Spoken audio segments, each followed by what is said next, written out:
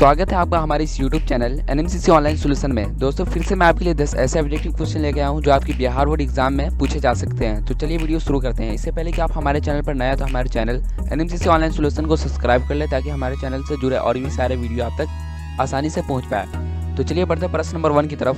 प्रश्न नंबर 1 है सल्फर परमाणु की 72 कक्षा में इलेक्ट्रॉनों की संख्या कितनी होती है? ए है 4, बी है 5, सी है 6, डी है 7। तो चलिए अब आपका समय शुरू होता है। अगर आपको इसका सही आंसर पता है तो आप इसका सही आंसर कमेंट में ज़रूर दें।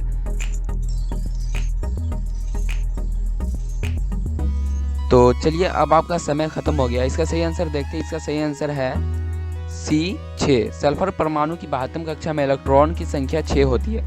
तो चलिए बढ़ते प्रश्न नंबर 2 की तरफ। प्रश्न नंबर 2 है ग्लूकोज के एक अणु में ऑक्सीजन के कितने परमाणु होते हैं? ए है 4, बी है 6, सी है 8, डी है 12। तो चलिए अब आपका समय शुरू होता है। अब आपका समय खत्म हो गया।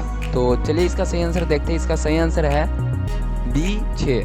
ग्लूकोज के एक अणु में ऑक्सीजन के 6 परमाणु होते हैं। इसी तरह बढ़ते प्रश्न नंबर 3 की तरफ।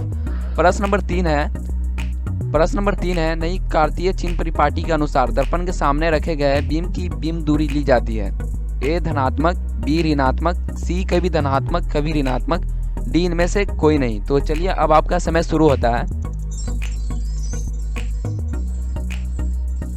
अब आपका समय खत्म हो गया। इसका सही आंसर है बी ऋणात्मक। इसी तरह बढ़ते प्रश्न नंबर 4 की तरफ।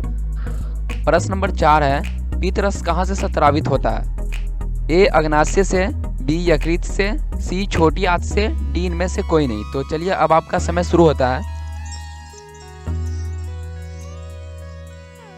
अब आपका समय खत्म हो गया। इसका सही आंसर है बी यकृत से। पीतरस यकृत से स्रावित होता है। इसी तरह बढ़ते प्रश्न नंबर 5 की तरफ। प्रश्न नंबर 5 है निम्नांकित में से कौन मलेरिया परजीवी है? ए प्लाज्मोडियम, बी लिस्मेनिया, सी प्रोटोजोआ, डी इनमें से कोई नहीं। तो चलिए अब आपका समय शुरू होता है। अब आपका समय खत्म हो गया। इसका सही आंसर है ए प्लाज्मोडियम। इसी तरह बढ़ते प्रश्न नंबर 6 की तरफ। प्रश्न नंबर 6 है एल्युमिनियम पर मोटी ऑक्साइड की परत बनाने की प्रक्रिया कहलाती है। ए जस्तीकरण, बी एरोडीकरण, सी समृद्धीकरण, डी इनमें से कोई नहीं। तो चलिए अब आपका समय शुरू होता है।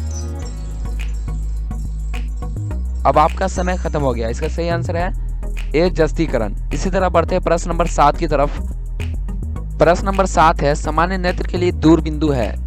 ए 25 मीटर, बी 25 सेंटीमीटर, सी 25 मिलीमीटर, डी अनंत। तो चलिए अब आपका समय शुरू होता है।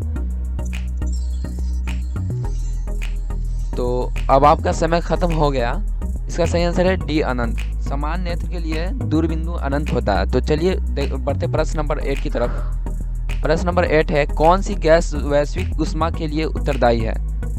A carbon dioxide, B oxygen, C nitrogen, D इनमें से कोई नहीं। तो चलिए अब आपका समय शुरू होता है। अब आपका समय खत्म हो गया। इसका सही आंसर है ए कार्बन डाइऑक्साइड। इसी तरह बढ़ते प्रश्न नंबर 9 की तरफ।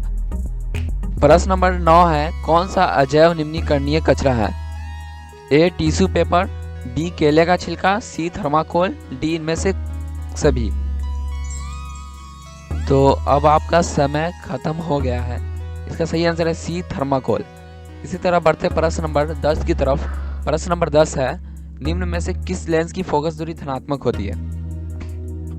ए अवतल लेंस, बी उत्तल लेंस, सी समतल अवतल लेंस, डी इनमें से कोई नहीं। तो चलिए अब आपका समय शुरू होता है।